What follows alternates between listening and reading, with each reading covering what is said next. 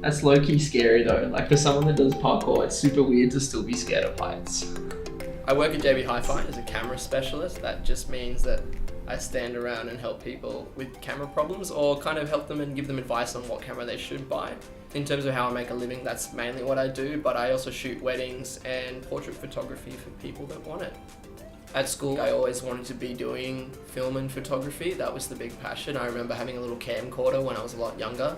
Apart from photography and work, parkour is kind of my entire life. There's such a big crossover between filmmaking and parkour because you're doing such a aesthetically pleasing sport.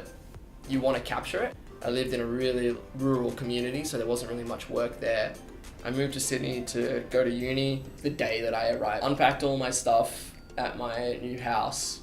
I didn't have an Opal card, so I couldn't travel anywhere in Sydney. I didn't have my full driver's license with me. So I ended up just walking like 8 kilometers to Apes.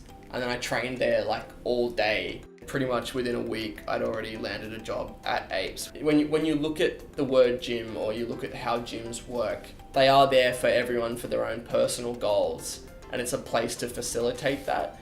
But Apes is a lot more than that. It's not a place where people go to train. It's a place where they go to see their friends. And so when you start parkour, it's probably the hardest part. You get really scared of really tiny things that you probably shouldn't be scared of.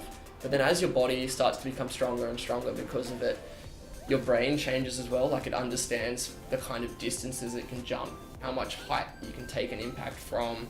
And once you understand that, and you understand how your body's momentum works when you land, you can figure out kind of the safest way to do anything. Like jumping at waist height when you first start is kind of scary because if you fall, you still could get hurt. But there's always that sense of adrenaline, like you're always pushing the boundaries just a little bit every time. Well, I've been doing it for 10 years, but even on the bad days, I'm still having probably the best time I've ever had. I really enjoy just being outside, spending time with people doing something that I love. It doesn't really matter what activity that is, but parkour specifically, it's kind of the perfect combination. You're pursuing an athletic goal. In terms of working in a niche market, like it's very hard to find work. You've either got to be the best or famous. That's the only way to make it work. If you're doing it for money, I think that's the wrong approach. But if you were to get to that level, it's not a life career. It's something that you would do for life, but not as a career. It's about just having fun, conquering mental goals, and then kind of pushing yourself, staying fit.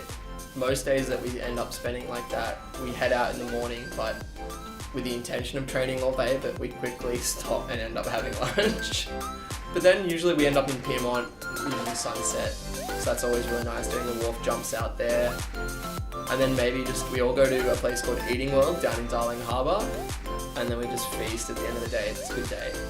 Like some of the athletes that I know, they just travel, shoot, hang out with friends. And that's kind of the goal for everyone in life, really, isn't it? Just to enjoy it.